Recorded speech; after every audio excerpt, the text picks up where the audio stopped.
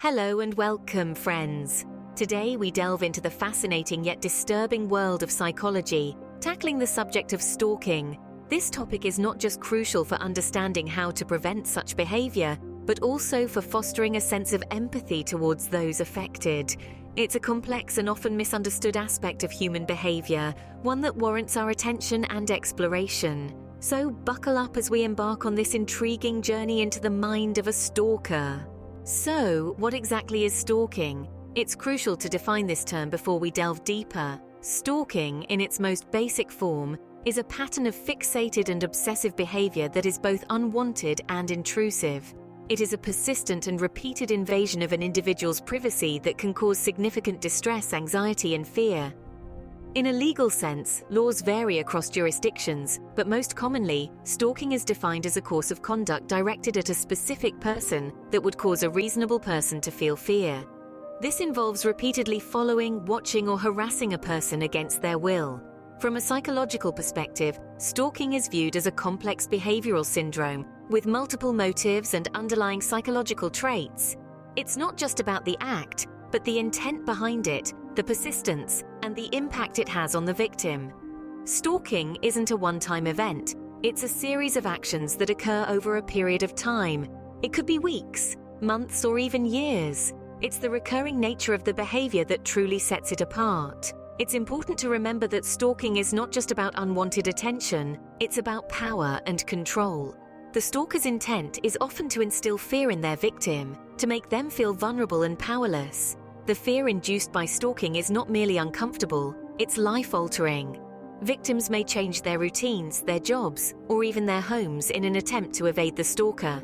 Stalking can occur in various forms. It can be physical, such as following someone or showing up uninvited at their home or workplace. It can also be virtual, like cyberstalking, where the stalker harasses the victim online through social media, email, or other digital platforms. So it's clear that stalking is not just about unwanted attention, it's about inducing fear and control. As we further explore the issue of stalking, it's important to delve into its historical context and how it has evolved over the years. The act of stalking is not a new phenomenon. It has been prevalent throughout history, though it was not always labeled as such. In ancient times, stalking-like behaviors were often romanticized or normalized, seen in tales of unrequited love or relentless suitors. However, the perception of these behaviors has drastically changed with time. In the late 20th century, society began to recognize the harmful and intrusive nature of stalking. This shift in understanding led to the development of anti-stalking laws, first in the United States, and subsequently in many other countries around the world. These laws were a significant step in acknowledging the severity of stalking and its potential to cause immense distress and harm. But as technology advanced, so did the methods of stalking. The advent of the internet and social media platforms gave rise to a new form of stalking, cyberstalking. This involves the use of digital tools to harass, intimidate, or track a person without their consent.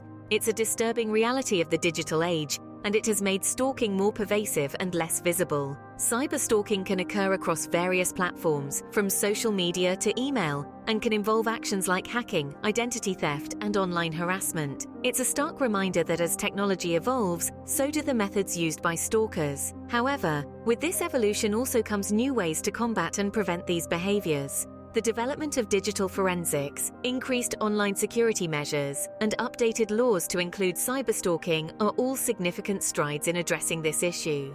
Understanding the history of stalking gives us a broader perspective on this disturbing behavior. It helps us appreciate the progress made in recognizing and combating stalking, while also reminding us of the challenges that lie ahead, especially in the digital realm. Now that we understand what stalking is, let's explore the psychology behind it. Stalking, as we know, is a complex and multifaceted behavior, often driven by a myriad of underlying psychological factors. One theory that helps us understand this behavior is the attachment theory. Originating from the work of John Bowlby and Mary Ainsworth, the attachment theory postulates that our early relationships with our primary caregivers shape our future relationships. In the case of stalkers, it's believed that they may have experienced insecure attachments in their early years, leading to an intense fear of rejection or abandonment. This can manifest in their persistent and unwanted attention towards their victims. But attachment theory is just one piece of the puzzle. Obsession also plays a huge role in the psychology of stalking. Stalkers often develop an unhealthy obsession with their victims, a fixation that can consume their every thought. This obsession is often fueled by a fantasy that their feelings are reciprocated, despite clear indications to the contrary. This pattern of obsessive thinking leads to a distorted perception of reality, making it difficult for them to recognize the harm they are causing. Another critical aspect to consider is the presence of personality disorders. Many stalkers have been found to exhibit signs of various personality disorders, including narcissistic personality disorder, borderline personality disorder, and antisocial personality disorder. For instance, individuals with narcissistic personality disorder have a grandiose sense of self-importance and lack empathy, which can lead them to disregard the feelings and rights of others. Similarly, those with borderline personality disorder can have extreme emotional reactions and difficulty in maintaining stable relationships, which might contribute to stalking behaviors. It's important to note that not all stalkers have personality disorders, and not all people with personality disorders become stalkers. These are simply factors that can contribute to the risk of developing stalking behaviors. Stalkers may also exhibit signs of delusional disorders, believing in situations that are not based in reality. They may convince themselves that the person they are stalking is in love with them, or that they are destined to be together, despite clear evidence to the contrary. However, it's crucial to remember that these theories are not exhaustive nor exclusive. Stalking is a complex behavior that can be influenced by a multitude of factors, including societal norms, personal circumstances, and mental health conditions. Furthermore, not all stalkers fit neatly into these categories. Each stalker is unique, as is their motivation and approach. These theories help us understand the motivations of stalkers, but they are just the tip of the iceberg. Understanding the psychology behind stalking can aid in the development of effective prevention and intervention strategies. This knowledge can also help victims and their support networks better navigate and manage these distressing situations. However, it's important to remember that understanding does not equate to condoning such behavior. Stalking is a serious and harmful act that can cause severe emotional distress and should never be overlooked or underestimated. Not all stalkers are the same, and understanding the different types can help us better understand their behavior. Stalkers come in various forms, each with their unique motives and methods. While every case is individual, experts have identified 5 broad categories to help us comprehend the diversity of stalking behaviors. Firstly, we have the rejected stalkers. These individuals often have a hard time letting go of a relationship that has ended. They seek to reclaim their lost relationship or exact revenge on the person who has rejected them.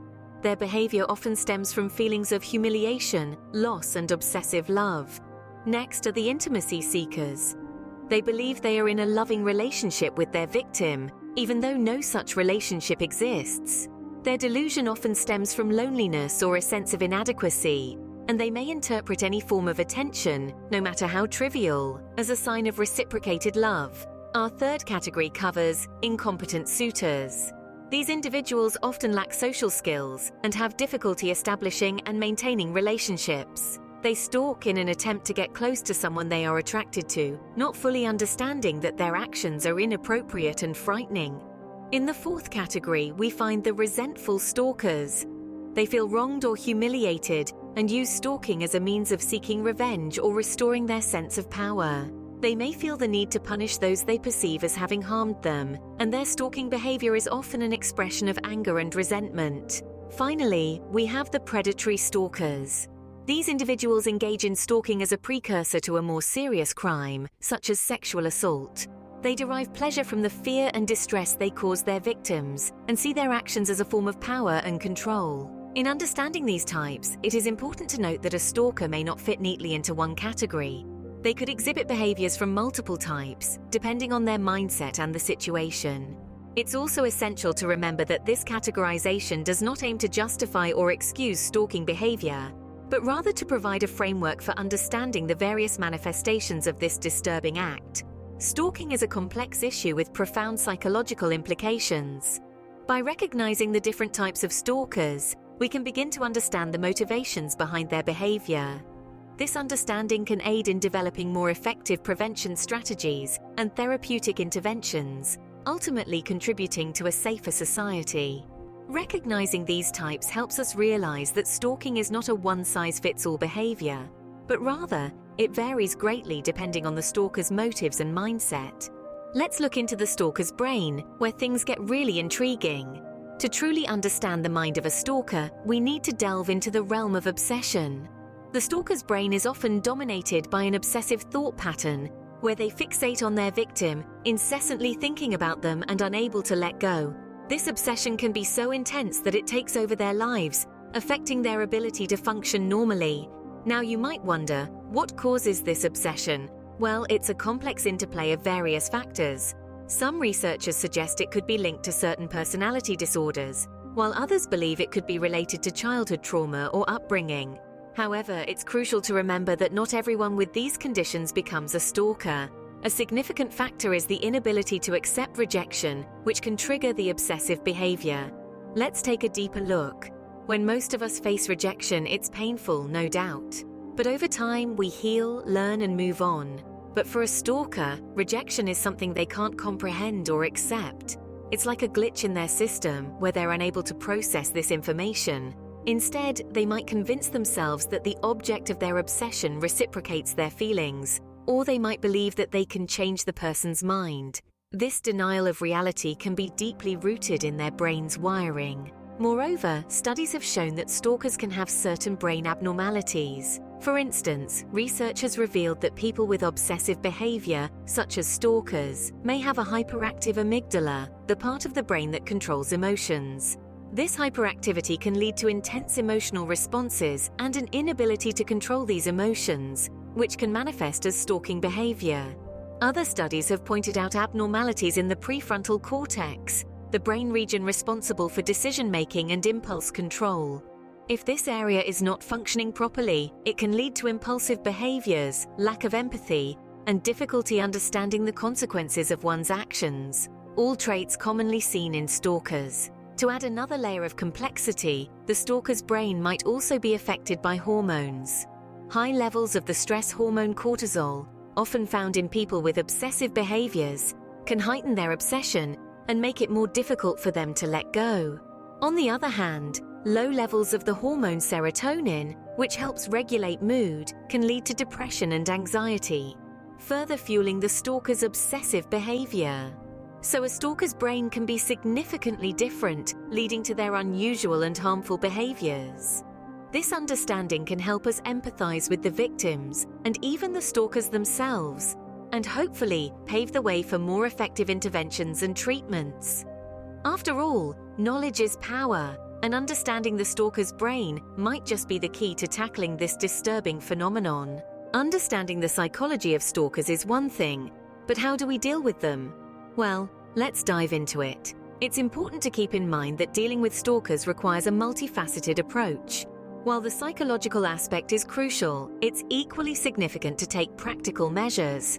One of the first steps is setting clear and firm boundaries. It's crucial that the stalker understands that their behavior is unwelcome and unacceptable. This could be as simple as telling them directly to stop contacting you. Now let's remember, the stalker might not respect these boundaries, despite your clear communication.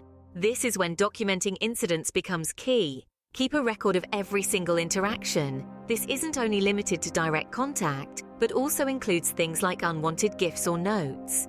Even if it seems trivial, it might be a crucial piece of evidence down the line. And speaking of evidence, it can be invaluable when seeking legal help.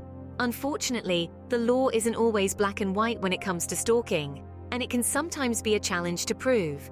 That's why your meticulously kept records can be a game changer. They can provide the concrete proof needed for law enforcement to take action. While it's essential to involve the authorities, it's equally important to engage with a support network.